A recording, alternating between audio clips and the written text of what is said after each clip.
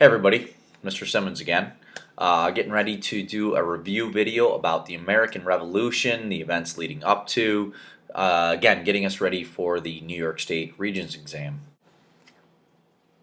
Okay everybody, if you remember the last time we spoke, it was about salutary neglect, moving us towards independent business practices. It was about mercantilism, how we had to supply the mother country with raw materials. Okay, so these things, even though at first we're kind of like, all right, things are good, are slowly moving us towards the American Revolution. Okay, major events moving us towards it. The Sugar and Stamp Act, a tax on molasses, and then printed material. Then there was a Quartering Act, which required colonists to house and feed British soldiers. Then the Townshend Acts were taxes on imported goods and teas, especially the Tea Act. That's going to really tick us off, which will lead us to the Boston Tea Party. Okay, you'll now notice two pictures. The first of the Boston Massacre was created by Paul Revere. You'll notice the troops are firing into the colonists. The second picture, in British newspapers, you can see the colonists are attacking the troops. So of course we have two different points of view going on. Many people think the Boston Tea Party was in response to a tax on tea, but it actually wasn't. England created a monopoly on tea. They cut colonials out of the tea trade altogether, and this is what prompted the Boston Tea Party. Hopefully you notice in the background I have a little Rascal Flatts I'm moving on going on because in response to the Boston Tea Party, King George creates the Intolerable Acts. He closed the Boston Harbor. That was probably the one that ticked us off the most. But he also declared martial law. He put troops inside of Boston. The Intolerable Acts create the First Continental Congress. There they draw up the Declaration of Colonial Rights, and now we're about to revolt. This is a picture of Lexington and Concord. Remember, the British were trying to collect our arms and ammunitions that we had saved. This was known as the shot heard around the world, and where Paul Revere tried to warn us. Thomas Paine, author of Common Sense, declared that the time had come for colonists to proclaim an independent republic. He argued that independence, which was the American destiny, would allow America to trade freely with other nations for guns, ammunition, win foreign aid from British enemies.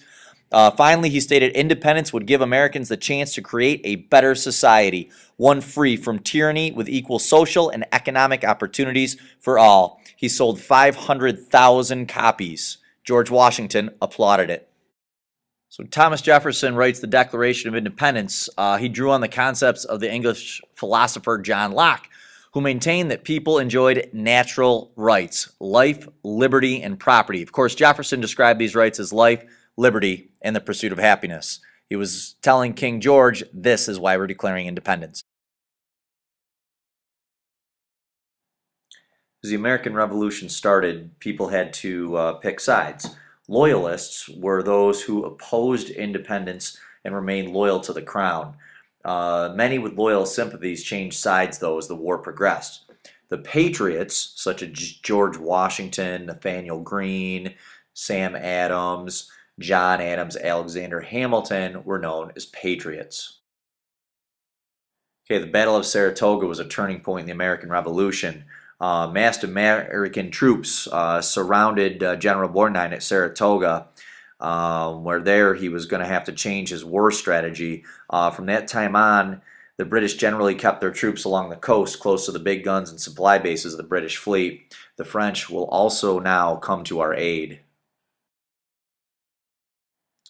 The Americans and French close in on Cornwallis, Yorktown. The French naval force defeated a British fleet and then blocked the entrance to Chesapeake Bay, preventing the British rescue by sea.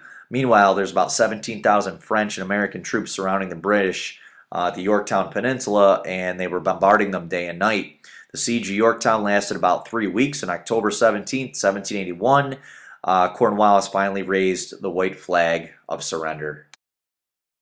I know I didn't talk a lot about the battles. The important part we've already gone over. Washington knows that he's got to make this war last a long time in order to, create long supply lines for the British.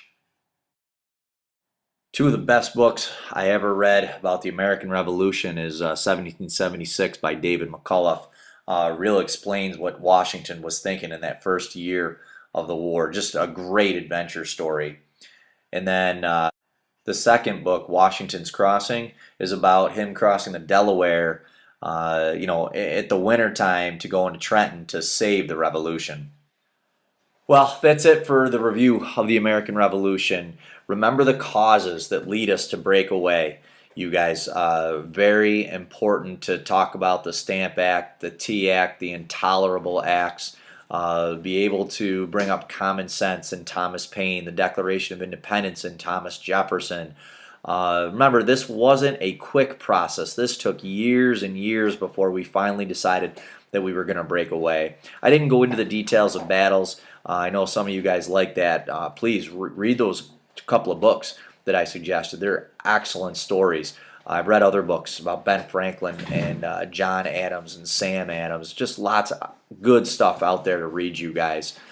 Moving in next, we'll go into the Articles of Confederation and then in the Constitution for the next review video. I hope this helps, and in the famous words of Edward R. Murrow, good night and good luck.